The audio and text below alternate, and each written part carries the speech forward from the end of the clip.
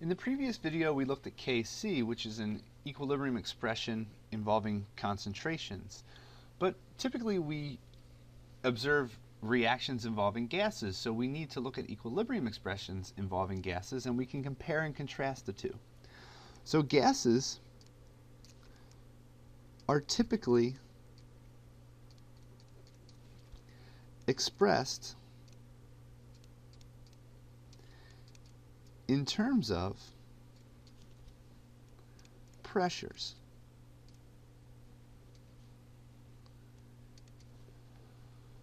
So when gases are involved,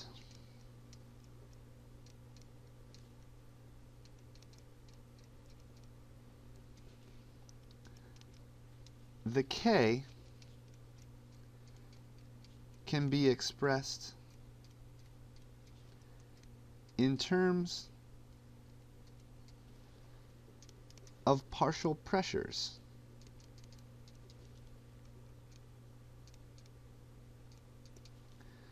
This is known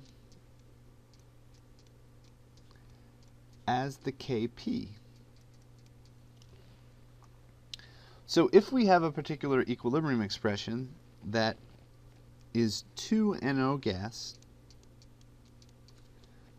plus Cl2 gas in equilibrium with 2NO Cl gas, we can write a Kc expression for this to be the concentration of the products, which is NoCl, that quantity squared, divided by the concentration of the reactants, which would be NO squared, times the concentration of Cl2.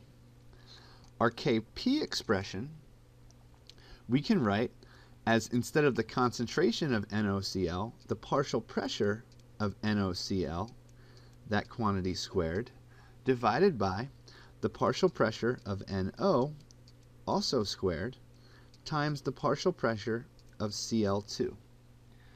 Okay, so the Kp values we need to know are expressed in terms of partial pressures. So what happens when we look at Kp versus Kc, and what is the relationship? So let's look into the relationship between Kc and Kp. So we remember PV equals nRT, and if we rearrange this expression to be the pressure equaling N divided by V times RT, and we look into the units, N is moles, volume can be expressed per liters, and this is like a concentration term. So our concentration term here will allow us to rewrite this equation to say pressure is equal to the concentration times RT.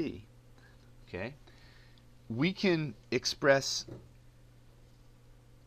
Kp in terms of partial pressures, so this can be written as Kp.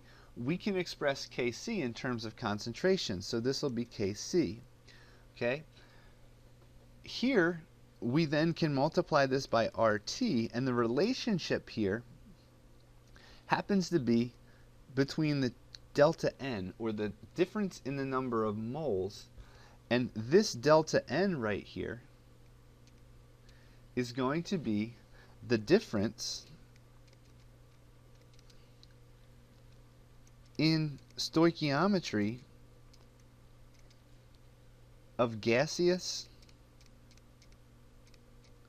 reactants and products.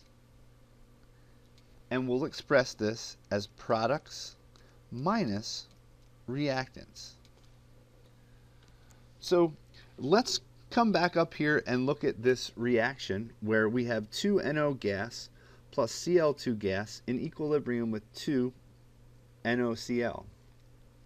We can say that over here on the reactant side we have 3 moles of gas, and over here on the product side we only have 2 moles of gas. So our Kc and our Kp are going to be different. All right, so the Kp is going to equal the Kc times the quantity RT to the delta N. In this particular case, we need to take products minus reactants. So we're going to have our delta N that we can write for this is going to be our Kp is going to equal Kc times RT times 2 minus 3, or to the minus 1 power. So if for this particular reaction we're given the Kp, so if the Kp for this reaction is going to be 1.9 times 10 to the minus 3 at 25 degrees Celsius, we can determine the Kc. So the Kp is going to be 1.9 times 10 to the minus 3. That equals the Kc times R, and in this case, remember, we're using the ideal gas equation here, so we have to use the 0.08206 liter atmospheres per mole Kelvin, times the temperature, 25 degrees Celsius. We need to convert this to Kelvin, or 298 K.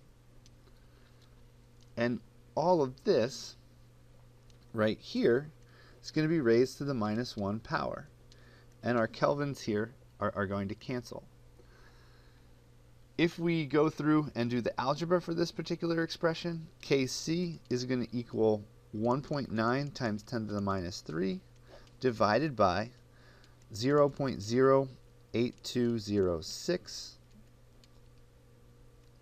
times 298 to the minus 1 power, and Kc then equals 4.6 times 10 to the minus 2 molar to the minus 1.